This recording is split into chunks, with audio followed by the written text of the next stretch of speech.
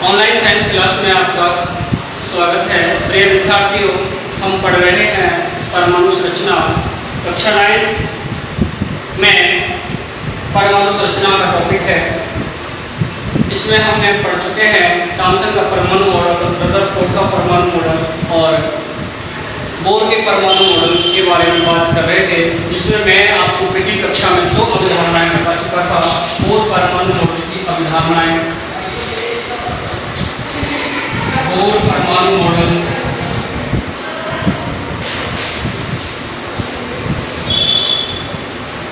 Bore परमाणु model की अभिधारणाएं।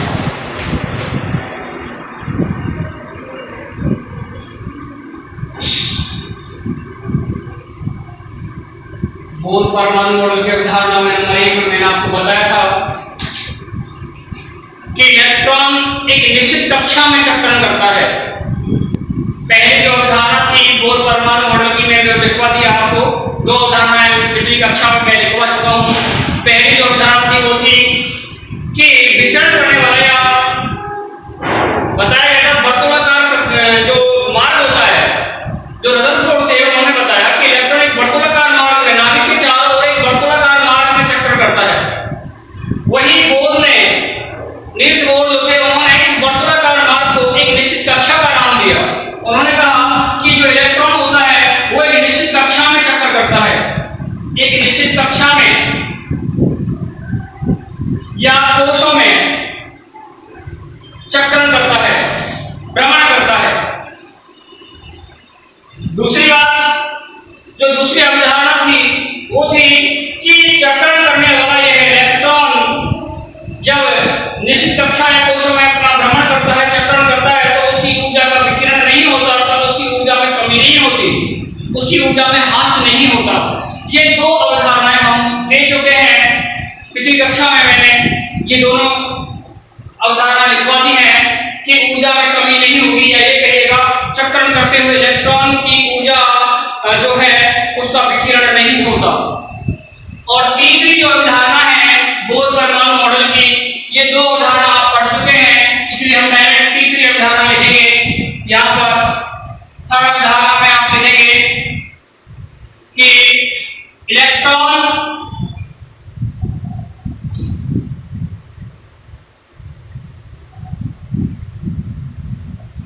के चक्रण, इलेक्ट्रॉन के चक्रण वाली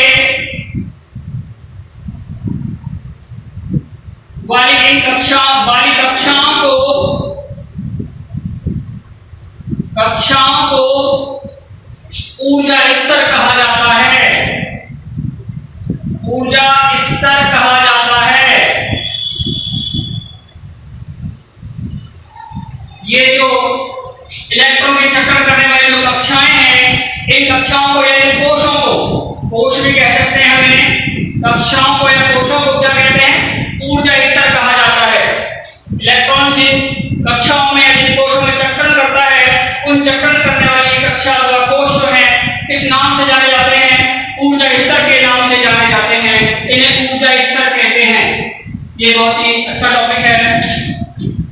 और चौथी जो अवधारणा है वो ये है कि जो कोश या जो ऊर्जा स्तर होते हैं, इन्हें KMLN या संख्या के रूप में 1 2 3 4 से प्रदर्शित किया जाता है। तो लिखेंगे यहाँ इन ऊर्जा स्तरों को, इन ऊर्जा स्तरों को या कोशों को, एक ही बात है, KLMN, KLM या संख्याओं के रूप में, या संख्याओं के रूप में, या संख्याओं के रूप में, संख्याओं के रूप में 1 2 3 4 के द्वारा दर्शाया जाता है, के द्वारा दर्शाया जाता है। चित्र आपने कल जो पिछली कक्षा थी हमारे वहां बनाई गया था इसका इलेक्ट्रॉन के चक्रण करने वाली जो कक्षाएं होती हैं वो ऊर्जा स्तर कहलाती हैं। ये जो ऊर्जा स्तर होते हैं यानी जो कोष होते हैं इन्हें KLMN या संख्या के रूप में 1 2 3 4 के रूप में दर्शाया जाता है। ये आपका बोर के परमाणु मॉडल की अवधारणाएं जो संपन्न हो गई। इस प्रकार से ये परमाणु मॉडल 3 परमाणु मॉडल आप पढ़ चुके हैं। थॉमसन का परमाणु मॉडल, थॉमसन ने अपने परमाणु मॉडल को समझाने के लिए 3 उदाहरण दिए थे। एक तो क्रिसमस केक का उदाहरण दिया उन्होंने, एक उन्होंने बूंदी के लड्डू यानी कि क्रम्पलिंग मॉडल के रूप में उसे दर्शाया था, और तीसरा उदाहरण दिया था उन्होंने तरबूज मॉडल के रूप में तरबूज का उदाहरण दिया।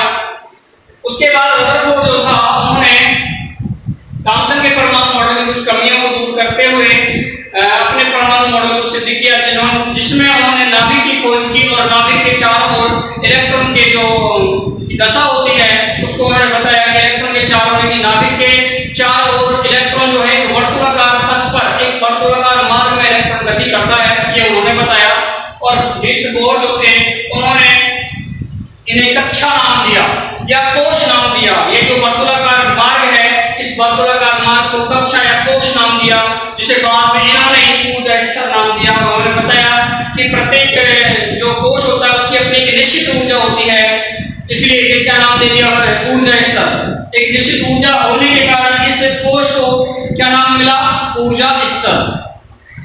ये जो कोश या ऊर्जा स्तर होते हैं ये KLMN अथवा संख्या के रूप में 1 2 3 4 के रूप में दर्शाए जाते हैं। इस प्रकार से ये उसकी अवधारणाएं हैं। इसके बाद नेक्स्ट है आपका न्यूट्रॉन की खोज यानी न्यूट्रॉन के बारे में जानकारी, तो आप ध्यान दें।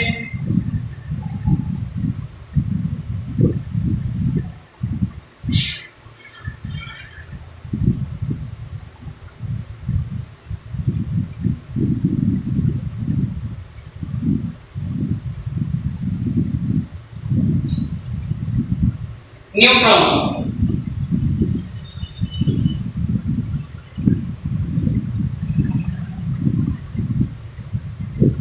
प्रिय विद्यार्थियों, एक वैज्ञानिक थे जेम्स चैडविक। जेम्स चैडविक ने 1932 में परमाणु के अंदर एक अन्य अपरमाणविक कण की खोज की, जिसको बाद में नाम न्यूट्रॉन दिया गया। ये जो न्यूट्रॉन होता है इस पर किसी प्रकार का कोई आवेश नहीं होता, अर्थात यह है अनावेशित होता है, लेकिन इसका द्रव्यमान प्रोटॉन के द्रव्यमान के बराबर होता है। आवेश यानी कोई चार्ज नहीं होता, निरावेशित होता है, लेकिन द्रव्यमान प्रोटॉन के द्रव्यमान के बराबर होता है। यदि हाइड्रोजन को छोड़ दिया जाए तो अन्य जितने भी परमाणु हैं उन सभी के नाभिक में प्रोटॉन के साथ न्यूट्रॉन जुड़कर उस परमाणु के द्रव्यमान को अंकित करता है, द्रव्यमान को बनाता है। ये नाभिक में प्रोटॉन के साथ पाया जाता है। तो आप यहां लिखेंगे जेम्स चैडविक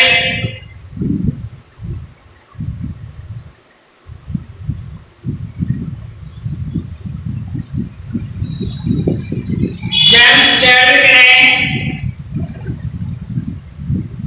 सन 1932 में एक अन्य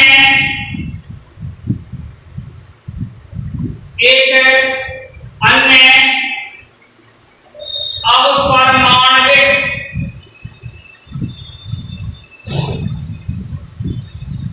जेम्स चैडविक ने सन 1932 में एक अन्य अपरमाणविक कण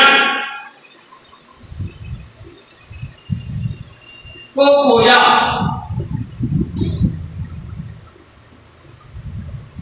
जेम्स चैडविक ने सन 1932 में एक अन्य अपरमाणविक कण को खोजा जो कैसा था, अनावेशित, जो अनावेशित एवं द्रव्यमान में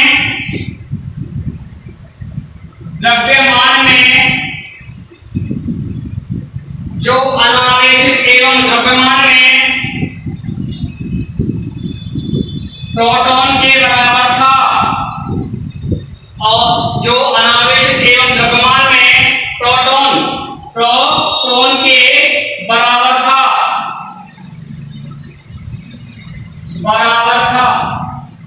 किसके बराबर था? प्रोटॉन के बराबर था, जिसे बाद में न्यूट्रॉन नाम दिया, जिसे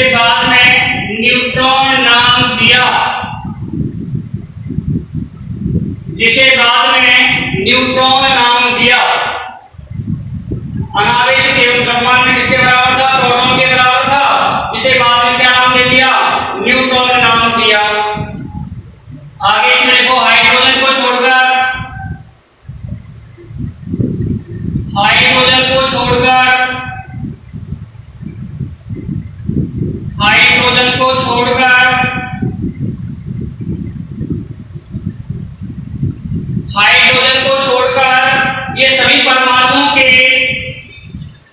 ये सभी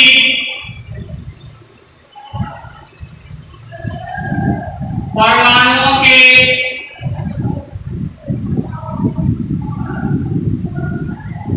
नाभिक में, हाइड्रोजन को छोड़कर ये सभी परमाणुओं के नाभिक में होते हैं।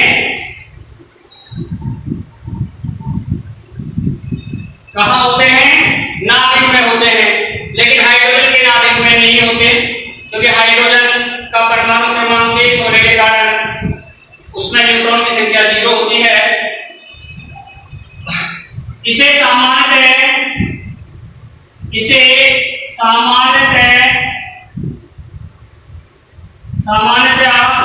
N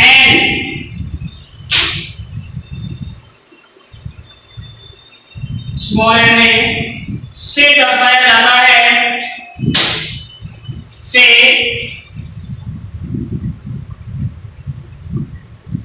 दर्शाया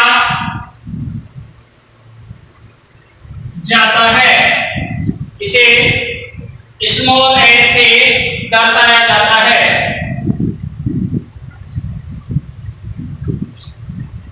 परमाणु का द्रव्यमान, अभी मैंने बताया आपको कि परमाणु का जो द्रव्यमान होता है वो परमाणु के नाभिक में उपस्थित प्रोटॉन और न्यूट्रॉन की संख्या का योग होता है।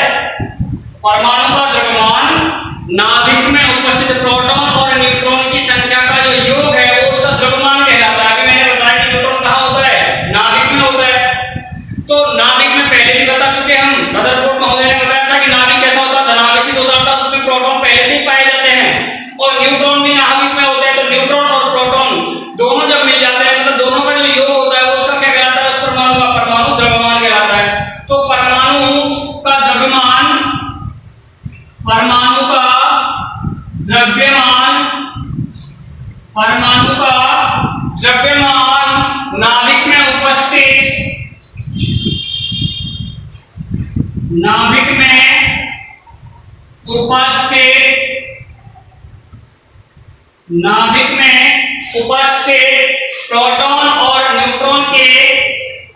नाभिक में उपस्थित प्रोटॉन और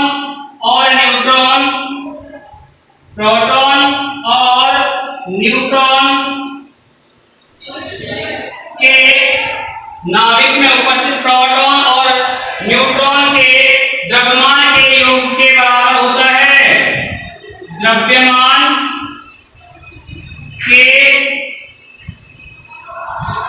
योग के बराबर परमाणु का द्रव्यमान नाभिक में उपस्थित प्रोटॉन और न्यूट्रॉन के द्रव्यमान के योग के बराबर होता है।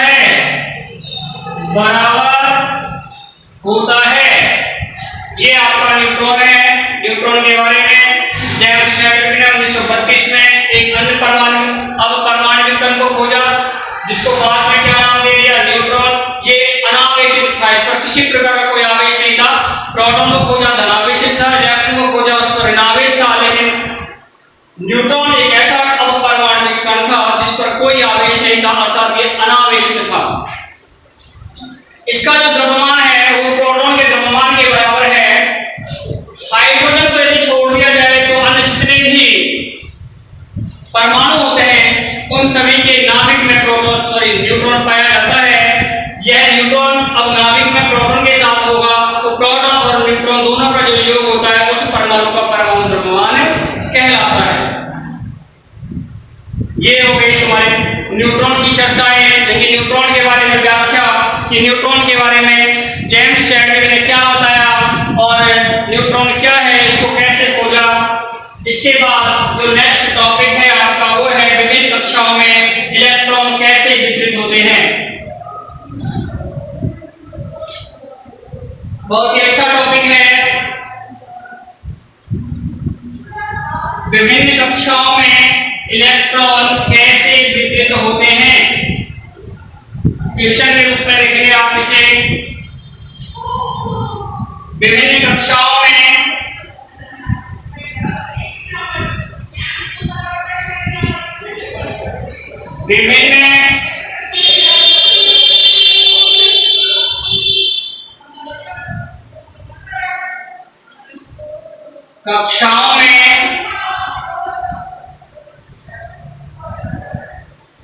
इलेक्ट्रॉन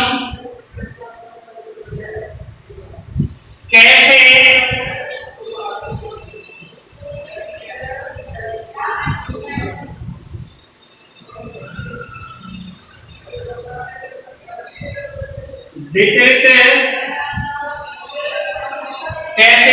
वितरित होते हैं।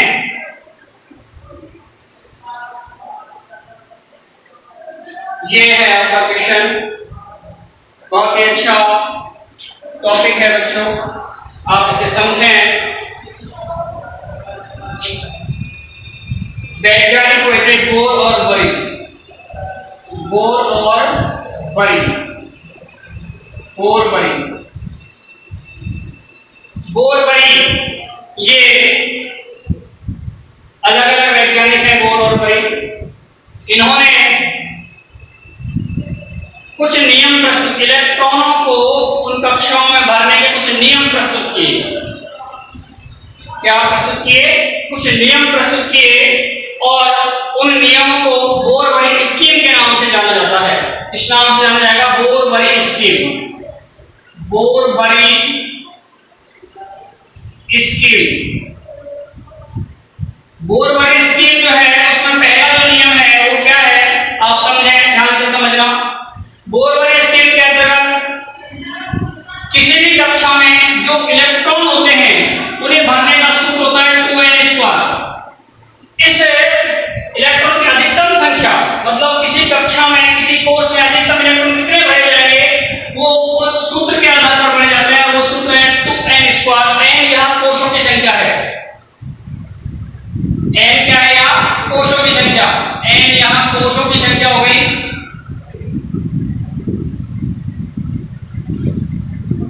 n कोषों की संख्या है।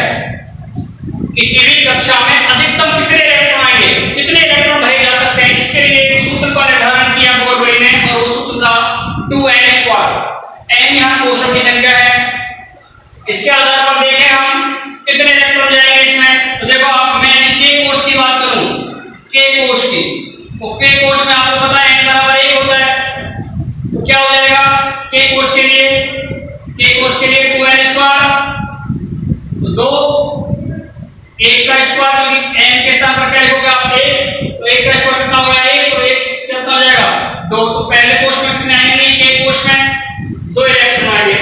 ऐसे ही यदि मैं बात करूं n कोष में, n कोष में n बराबर कितना होता है 2, k11, ये तो बताया था मैंने आपको। तो ये कितना हो जाएगा 2 का स्क्वायर, तो 2 का स्क्वायर कितना होगा 4, 4 दूनी 8। तो अधिकतम कितने इलेक्ट्रॉन आएंगे दूसरे वाले कोष में? 8 इलेक्ट्रॉन। ऐसे ही n कोष में, n बराबर कितना होता है 3, तो कितना हो जाएगा 2n²। तो 2 गुना 3 का स्क्वायर कितना हो जाएगा 2, कितना हो गया 6, सॉरी 9, कितना हो जाएगा 18, कितना हो जाएगा 18। तो n कोष जिसे हम तीसरा कोष कहते हैं, कितने इलेक्ट्रॉन है उसमें 18। ऐसे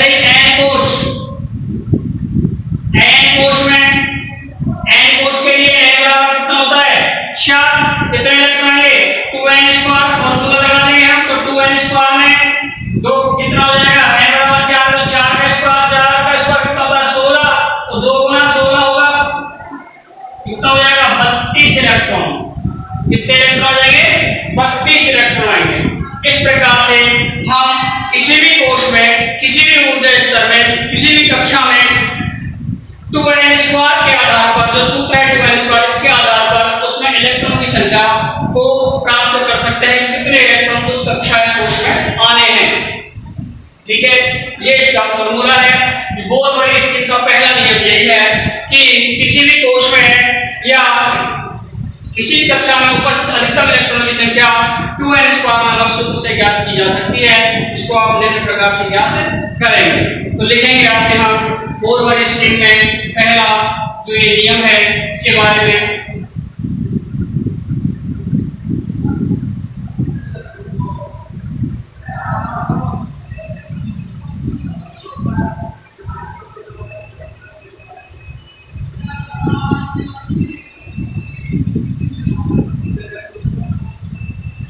लिखें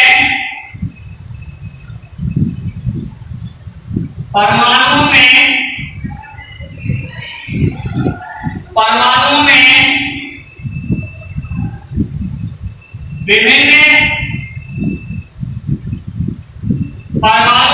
विभिन्न कक्षाओं में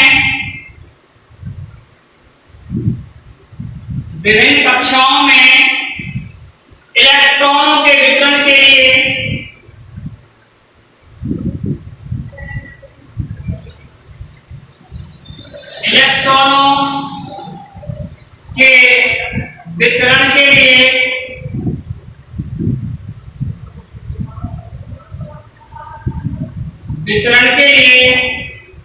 विभिन्न कक्षाओं में इलेक्ट्रॉनों के वितरण के लिए बोर और बड़ी इलेक्ट्रॉनों के वितरण के लिए बोर और बड़ी ने कुछ नियम प्रतिपादित किए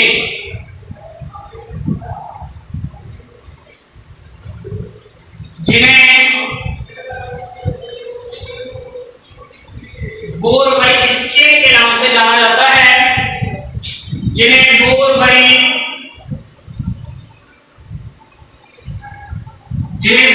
स्कीम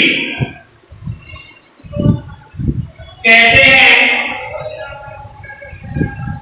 जिन्हें बोर बड़ी स्कीम कहते हैं जो इसके नियम निम्न है इसके नियम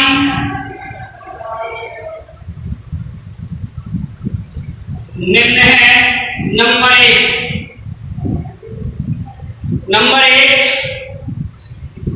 देखिए परमाणु में विभिन्न कक्षाओं में इलेक्ट्रॉन के वितरण के लिए जो बोर बड़े थे उन्होंने कुछ नियमों को प्रतिपादित किया या उनको प्रस्तुत किया। ये जो नियम है बोर बड़ी स्कीम के नाम से जाने जाते हैं या ये कहिएगा कि इन नियमों को बोर बड़ी स्कीम कहते हैं।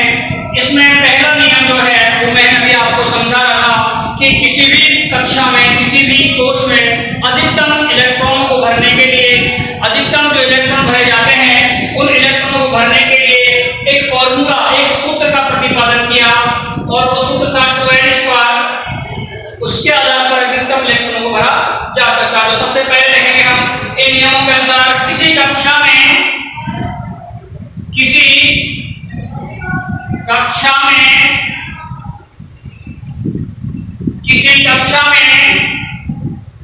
उपस्थित अधिकतम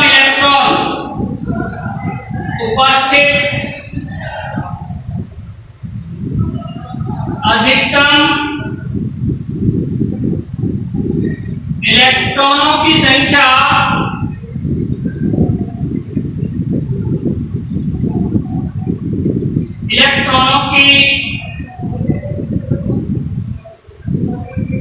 संख्या किसी कक्षा में उपस्थित अधिकतम इलेक्ट्रॉनों की संख्या को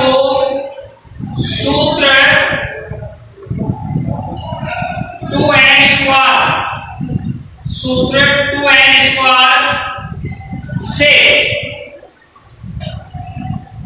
उपस्थित अधिकतम इलेक्ट्रॉन की संख्या को सूत्र 2n² से दर्शाया जाता है, दर्शाया जाता है। यहां n कोशों की संख्या है, कोशों की संख्या है, यहां n कोशों की संख्या है। इस आधार पर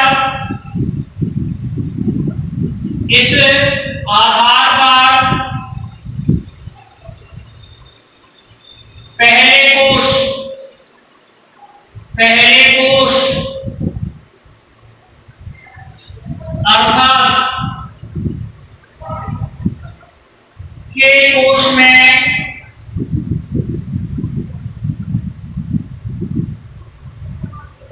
इलेक्ट्रॉन की संख्या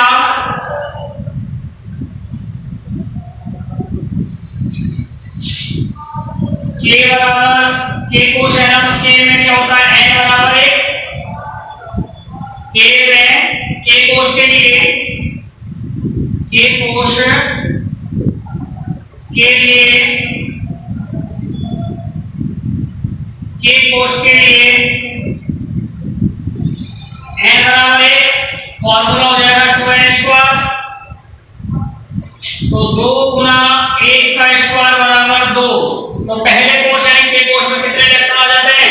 2 इलेक्ट्रॉन, अधिकतम 2 इलेक्ट्रॉन आएंगे पहले कोश में।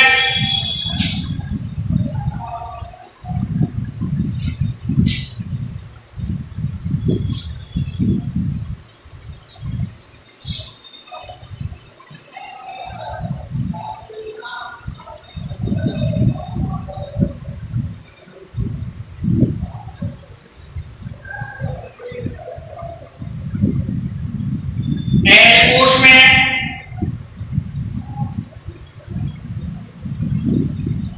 इलेक्ट्रॉन की संख्या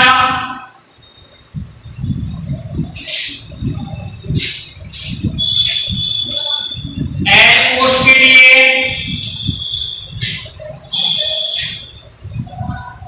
n बराबर 2, 2n², 2 गुना 2 का स्क्वायर कितना हो जाएगा? 8 इलेक्ट्रॉन आ जाएंगे, यानी कि दूसरे वाले कोश में अधिकतम इलेक्ट्रॉन की संख्या कितनी हो जाएगी? 8। ऐसे ही तीसरा कोश कौन सा हो जाएगा? n कोश। n कोश में इलेक्ट्रॉन की संख्या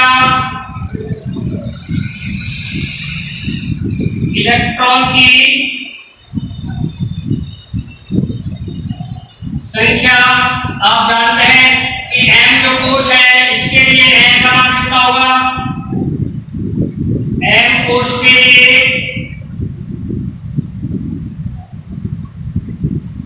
n बराबर 3 होगा।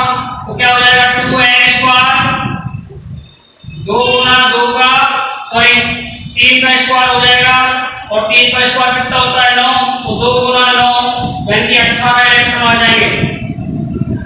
n कोश में इलेक्ट्रॉन की संख्या कितनी हो जाएगी? 18। इसी प्रकार यहाँ लिखेंगे आप n कोश में इलेक्ट्रॉनों की संख्या, n कोश में इलेक्ट्रॉनों की संख्या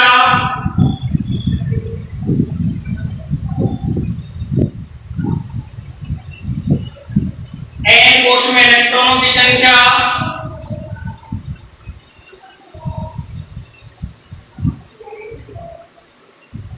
n कोश के